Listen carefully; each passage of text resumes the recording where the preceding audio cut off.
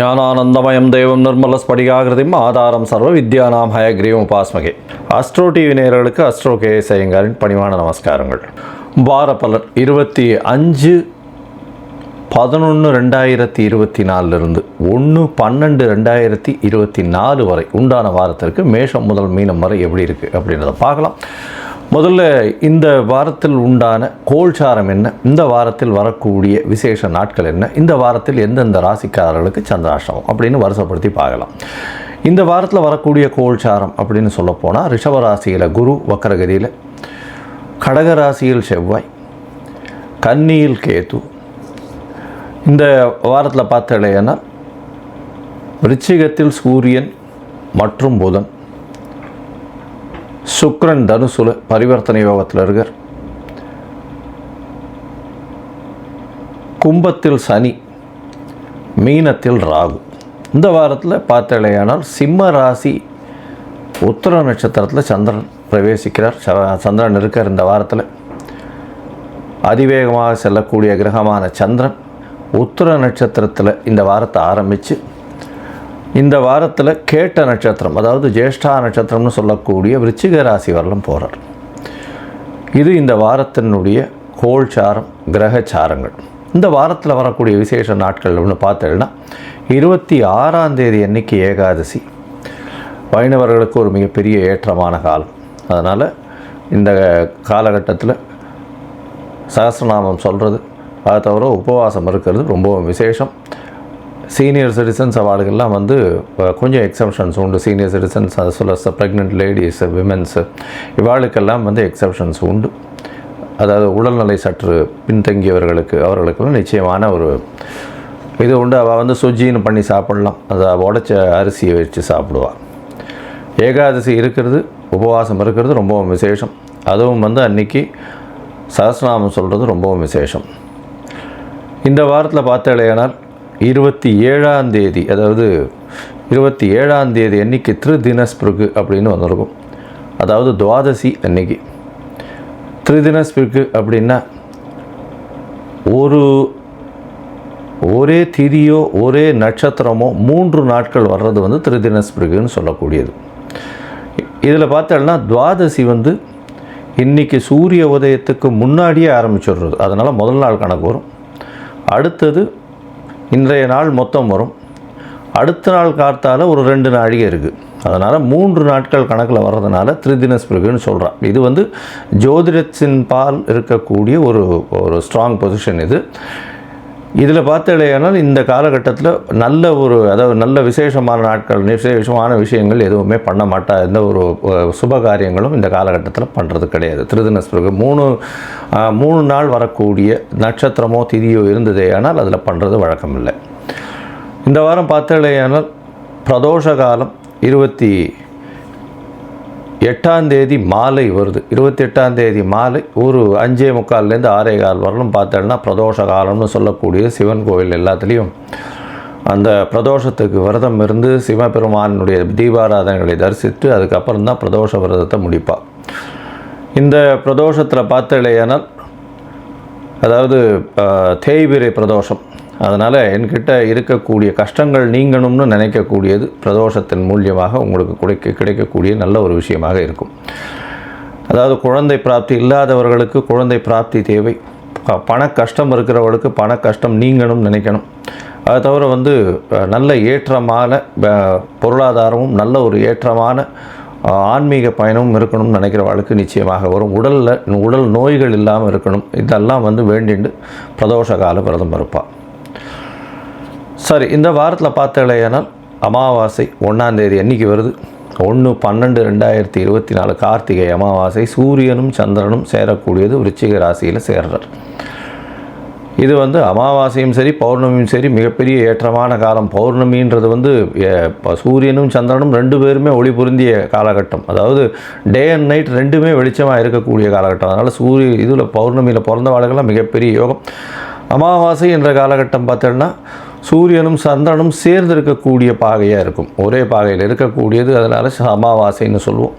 இந்த அமாவாசையில் என்ன அப்படின்னா பித்ருக்களுக்கு செய்ய வேண்டிய கர்மாக்களை செய்வது மிகவும் நல்லது. அது தவிர இந்த காலகட்டத்தில் வேறு எந்த ஒரு முக்கியமான விஷயங்களும் எடுக்கிறதில்லை.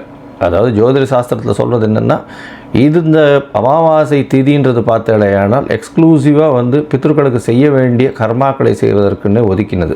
அதனால் இந்த காலகட்டத்தில் வந்து புதுசாக வந்து இது பண்ணுறது, ஏதாவது விசேஷம் வீட்டில் பண்ணுறது, அந்த மாதிரியெல்லாம் யாருமே பண்ணவும் கூடாது. இது பித்ருக்களுக்குன்னு ஒதுக்கப்பட்ட ஒரு நாள். அதனால் அன்றைக்கி உண்டான கடமைகளை செய்வது நல்லது. சரி, இந்த வாரம் எந்தெந்த ராசிக்காரர்களுக்கு சந்திராஷ்டமம்னு பார்ப்போம். சந்திராஷ்டமம்னா உங்களுடைய ராசியிலிருந்து 8ஆம் இடத்துல, பிறந்த ராசியிலிருந்து 8ஆம் இடத்துல இன்றைய கோச்சார நிலையில் சந்திர பகவான் போகக்கூடிய காலகட்டத்தை சந்திராஷ்டமம்னு சொல்கிறோம். சந்திராஷ்டமம்னா சந்திர பகவான் மதிகாரகன், அவர் வந்து மறைந்து இருக்கக்கூடிய காலகட்டத்தை சந்திராஷ்டமம்னு சொல்கிறோம். அதனால் இந்த காலகட்டத்தில் புதிய முயற்சி வேண்டாம். தேவையற்ற, அதாவது யாருக்கும் ஜாமீன் கையெழுத்து போடுறது அந்த மாதிரியான விஷயங்கள் பண்ணாதீங்க. தேவையற்ற காசிப்பிங்ஸ் பண்ணாதீங்க. ரொம்ப அதாவது எந்த ஒரு விஷயத்துக்கும் டக்குன்னு ரியாக்ட் பண்ணி இந்த மாதிரியான விஷயங்களில் இருக்காதீங்க. பொறுமையாக இருக்கிறது ரொம்பவும் நல்லது. அது தவிர வெளியூர் வெளிமாநில பிரயாணங்களை தவிர்க்கிறதும் நல்லது. ஒருவேளை பண்ண வேண்டிய கட்டாயம் இருக்குது, அதாவது நீங்கள் ஒரு டெசிஷன் எடுத்தே ஆகணும் அந்த காலகட்டத்தில் அப்படின்னா, சந்திர பகவானுக்கு உண்டான எளிய பரிகாரம்னு சொல்லக்கூடியது அகத்திக்கீரைக்கட்டு. ஏன்னா துவாதசியும் வருது இந்த வாட்டி. அகத்திக்கீரைக்கட்டு அருகில் இருக்கக்கூடிய கோசாலையில் வாங்கி பசுமாட்டுக்கு கொடுங்க. உங்களுடைய சந்திராஷ்டமத்தின் தாக்கமும் குறையும். அதனால் வந்து கோசாலையில் கொண்டு போய் அகத்திக்கீரைக்கட்டு கொடுக்கறது பெரிய ஏற்றத்தை கொடுக்கும்.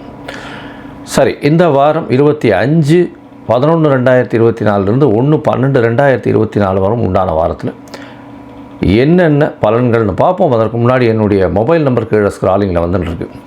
உங்களுக்கு அஸ்ட்ராலாஜிக்கல் இது வேணுமே ஆனால், அதாவது கன்சல்ட் வேணும்னா எனக்கு ஃபோன் பண்ணுங்க. உங்களுக்கு அப்பாயின்மெண்ட்டு தரேன். உங்களுடைய date, time, place of birth, உங்களுடைய பெயர், உங்களுடைய தாய் தகப்பனார் பெயர், இதுவெல்லாம் அனுப்புங்க. என்னுடைய கட்டணம் என்னென்னு சொல்கிறேன், அதை போடுங்க. அதுக்கப்புறம் வந்து உங்களுக்கு ஜாதகத்தை போடுறேன். அதில் வந்து சந்தி இருக்கான்னு பார்க்கணும். நட்சத்திர சந்தி, பாத சந்தி, லக்ன சந்தி.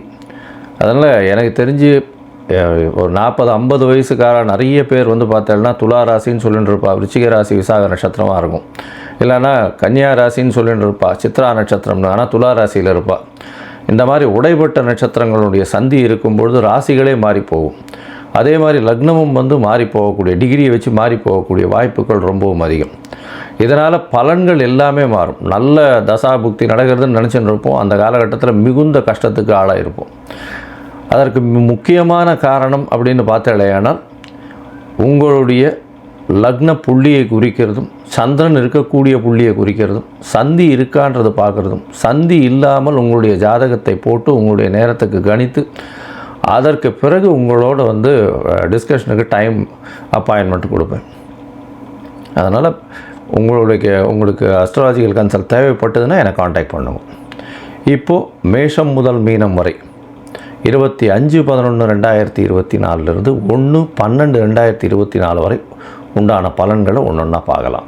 கும்பம், அவிட்டம், சதயம், பூரட்டாதி, இந்த 3 நட்சத்திரம் 9 பாதங்களை கொண்ட ராசி. ராசியின் அதிபதினு சொல்லக்கூடியவர் சனி பகவான் ஆட்சி பெற்று போயிருக்கார். கும்ப ராசியில் சனி பகவான் ஆட்சி பெற்று போயிருக்கார். ஜென்மசனி நடக்கிறது. 7.5 சனியில் ஜென்மசனி நடந்துகிட்ருக்கு.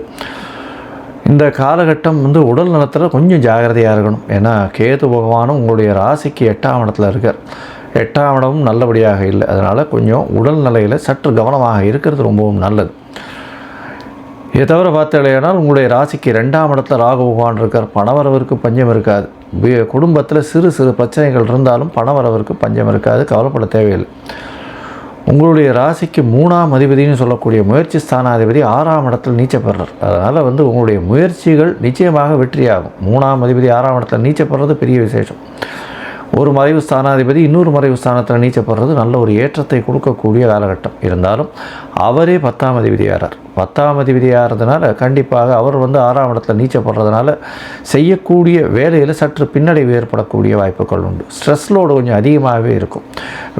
ஒர்க்கு வந்து ரொம்ப அதிகமாக இருக்கக்கூடிய காலகட்டமாக அமைய போகிறது. இந்த வாரத்தில் உங்களுடைய ராசிக்கு பார்த்தாலேயானால் 4ஆம் இடத்துல குரு பகவான் வக்கர நிலையில் இருக்கார். அதை தவிர பார்த்தோம்னா 11ஆம் இடத்துல சுக்கிர பகவான் வந்து இருக்கிறதுனாலையும் பரிவர்த்தனை யோகம் அமையிறது. 4-11 பரிவர்த்தனை நல்ல ஒரு ஏற்றம். புதிய வீடு மனை வாங்கக்கூடிய பாக்கியம் உண்டு. அதை தவிர 4ஆம் இடத்துல வந்து தாயின் உடல்நிலை நல்ல ஒரு ஏற்றத்தில் இருக்கும். அதை தவிர படிக்கக்கூடிய மாணவர்களுக்கு நல்ல ஒரு ஏற்றம் கிடைக்கும். எந்த ஒரு அதாவது போட்டித் தேர்வுகளையும் வெற்றி பெறக்கூடிய வாய்ப்புகள் நிச்சயமாக இருக்கும். ராசிக்கு 11ஆம் இடத்துல வந்து சுக்கிரன் இருக்கிறது நல்ல ஒரு ஏற்றத்தை கொடுக்கும். 2வது திருமணத்திற்கு பார்த்து கொண்டிருப்பவர்களுக்கு நிச்சயமாக 2வது திருமணம் ஆகும். இந்த ராசிக்கு 4, 9 அதிபதி அப்படின்னு சொல்லக்கூடிய ஒரு சுக்கிரன். அதனால் வந்து இந்த கும்பராசிக்காரர்கள் நல்ல ஒரு ஏற்றத்தை காணுவார்கள். ஏன்னா 4, 9 அதிபதி ஒரு திரிகோண கேந்திர அதிபதினு சொல்லக்கூடியவர் வந்து ஆட்சி பெற்று பரிவர்த்தனையில் ஆட்சி பெற்றிருக்கிறது பெரிய விசேஷம். இதன் மூலியமாக நல்ல ஒரு ஏற்றமான செய்தி, நல்ல ஒரு உங்களுடைய சுகங்கள் அதிகரிக்கக்கூடிய காலகட்டமாக அமைய போகிறது. வெளிநாட்டில் போய் படிக்கணுன்ற இருக்கக்கூடிய மாணவர்களுக்கு நல்ல ஒரு ஏற்றம் கிடைக்கக்கூடிய காலகட்டமாக அமையும். இந்த வாரம் சந்திர பகவான் பார்த்தோம்னா உங்களுடைய ராசிக்கு 6ஆம் அதிபதி 25/11/2024 1/12/2024 வரை உண்டான காலகட்டத்தில் 25ஆம் தேதி காலை ஒரு 8 மணி வரலும் உங்களுடைய ராசிக்கு 6ஆம் அதிபதியானவர் 7ஆம் இடத்துல இருக்கார்.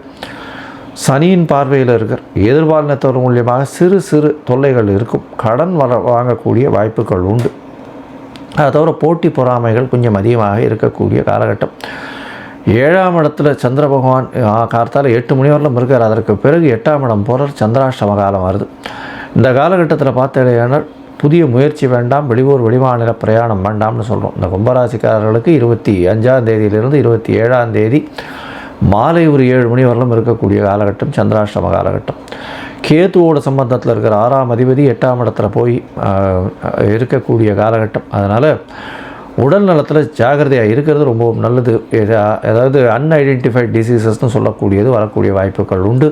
சளி தொல்லைகள் வரக்கூடிய, நீர் சம்பந்தமான தொல்லைகள் வரக்கூடிய வாய்ப்புகள் நிச்சயமாக வரும். உங்களுடைய ராசிக்கு 9ஆம் இடத்துல சந்திர பகவான் போகிறார். 27ஆம் தேதியிலிருந்து 30ஆம் தேதி வரலும் உண்டான காலகட்டத்தில் 30ஆம் தேதி காலை ஒரு 7-8 மணி வரலும் இருக்கக்கூடிய காலகட்டம். இந்த காலகட்டத்தில் உங்களுடைய ராசிக்கு 9ஆம் இடத்துல போகிறார். 6ஆம் அதிபதி 9ஆம் இடத்துல போகிறதுனால வேலை நிமித்தமாக வெளியூர் போகக்கூடிய வாய்ப்பும் போட்டித் தேர்வில் வெற்றி பெறக்கூடிய வாய்ப்பும் நிச்சயமாக உண்டு. படிக்கக்கூடிய மாணவர்கள் வெளிநாட்டுக்கு போகக்கூடிய வாய்ப்புகள் நிச்சயமாக வரும். இந்த வாரத்தில் உங்களுடைய ராசிக்கு 9ஆம் இடத்துல 10ஆம் இடத்துல சந்திர பகவான் வரார். 10ஆம் அதிபதியும் 6ஆம் அதிபதியும் பரிவர்த்தனை யோகம் வர்றது பெரிய விசேஷம். அதாவது செவ்வாயும் சந்திரனும் பரிவர்த்தனை யோகம் பெறா பெரிய ஏற்றம் கிடைக்கக்கூடிய காலகட்டமாக அமைய போகிறது. தொழிலில் பெரிய அபரிமிதமான ஏற்றம் இருக்கும். பண வரவு அபரிமிதமாக இருக்கும். புதிய கடன் வாங்கி தொழிலை ஏற்றத்திற்கு கொண்டு போகக்கூடிய வாய்ப்புகள் நிச்சயமாக உண்டு. 10ஆம் இடத்தில் சந்திர பகவான் வரும்பொழுது நல்ல ஒரு ஏற்றம் கிடைக்கக்கூடிய காலகட்டம். வக்கர குருவாக இருந்து சூரியனை பார்க்கறதுனால சிவராஜ யோகம் வேறு 10ஆம் இடத்துல இருக்குது. அதனால் செய்யக்கூடிய தொழிலில் ஏற்றம் இருக்கக்கூடிய காலகட்டம். இந்த வாரம் பார்த்தேனால் இந்த கும்பராசிக்காரர்கள் அரசியல், அரசாங்கம், அரசு சம்பந்தப்பட்ட விஷயங்கள் இருக்கிறவங்க, இந்த கீழ்த்தட்டு மக்களுக்கு தொண்டு நிறுவனங்கள், தொண்டு செய்கிறவங்க, அது தவிர வந்து இந்த தூய்மை பணியாளர்கள், அட்மினிஸ்ட்ரேஷனில் இருக்கிறவங்க, அதை தவிர இந்த எண்ணெய் வித்துக்கள், எண்ணெய் எடுத்து வியாபாரம் பண்ணுறவங்க, இரும்பு சம்பந்தமான நெருப்பு சம்பந்தமான வியாபாரம் பண்ணுறவங்க, இவங்களுக்கெல்லாம் நல்ல ஒரு ஏற்றம் கிடைக்கக்கூடிய காலகட்டமாக இருக்குது. 10ஆம் இடத்தில் இருக்கக்கூடிய சந்திர பகவானையும் சூரிய பகவானும் அமாவாசை யோகத்தையும் கிரியேட் பண்ணுறேன். இந்த வாரத்தில் பார்த்தலையானால் நீங்கள் காலபைரவரை போய் சேவிச்சுட்டு வாங்க. அதுவும் பிரதோஷ காலத்தில் சிவன் கோவிலுக்கு போயிட்டு வர்றதும் காலபைரவரை சேவிச்சுட்டு வர்றதும், அந்த காலபைரவருக்கு ஒரு கருப்பு வஸ்திரம் வாங்கி கொடுங்க. நல்ல ஒரு ஏற்றம் கிடைக்கக்கூடிய காலகட்டமாக இந்த வாரம் அமைய போகிறது.